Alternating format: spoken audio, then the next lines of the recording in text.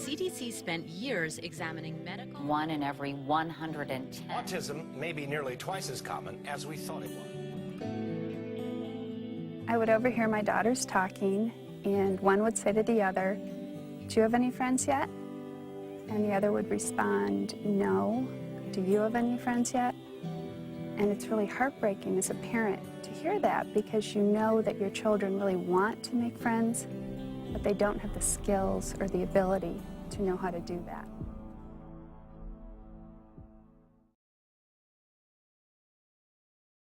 What is disability? Disability is the umbrella term for impairments, referring to the negative aspects of the interaction between an individual with a health condition and that individual's contextual factors, including environmental and personal factors. And this is by the World Health Organization. In many places, there are limited options for children with disabilities. They are often made fun of in a way that discourages them from going to school. In the case of a Mongolian girl named Uyanga, but also many children like her, it was not until she began attending a center with inclusive education that tackled prejudice head-on that she began enjoying going to school and being in the community. Many NGOs, including UNICEF, view the problem of exclusion as one of principal concerns. Just imagine a world where all children are included, involved, where their talents are celebrated, where their contributions are recognized. The UN Convention on the Rights of Persons with Disabilities has set some policy objectives to promote human rights for all people, including children. Some of these principles include respect for everyone's inherent dignity, freedom to make their own choices, and independence, non-discrimination, respect for differences in accepting people with disabilities as part of human diversity, equal opportunity, accessibility, equality, and the respect for the evolving capacity of children with disabilities. And, most importantly, full participation and inclusion in society. Governments have taken possible action so that children with disabilities can enjoy all human rights and freedoms equally. They also agree to make sure that children with disabilities can express their views freely on all things that affect them. What is best for each child should always be considered first. So how do we integrate children with disabilities and children without disabilities?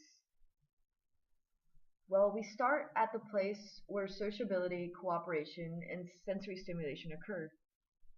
Play.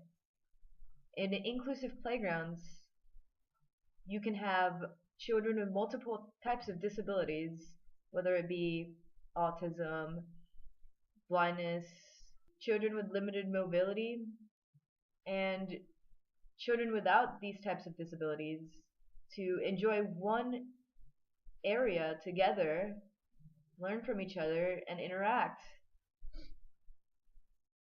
However, inclusive play is not just limited to playgrounds. There's the ability to play sports, or the ability to be included in the classroom. Starting here, early on, in the places where children spend most of their time during their childhood, we can break the cycle. This baby will grow up to be a doctor. Her mother loves her.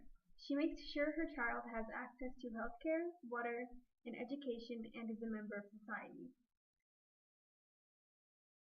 This baby faces a similar fate. That is, until her mother steps on a landmine. She loses her mother and her legs. Because of disability, her and children like her grow up to be excluded by their families and by society. They are vulnerable to neglect and abuse.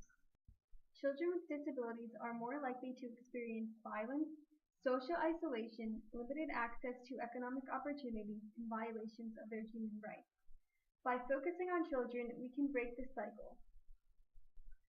As adults, they live on the margins of society, with reduced employment opportunities and decreased productivity. They will earn less even when employed and have extra costs resulting from disability, often leading to food insecurity, poor housing, lack of access to safe water and sanitation and transport, and inadequate access to healthcare. Including children with disabilities instead of abandoning them can break the cycle of poverty and neglect and allow them to reach their full potential. In an inclusive society, these children are granted access to healthcare and education and are treated with dignity. They will grow up to be valuable members of society. Accessibility spans many areas. One of them includes evacuation plans and including disabled people in the ability to be safe during a natural catastrophe or things of that sort. For example, New Orleans during Hurricane Katrina did not adequately plan for disabled people in their evacuation procedure.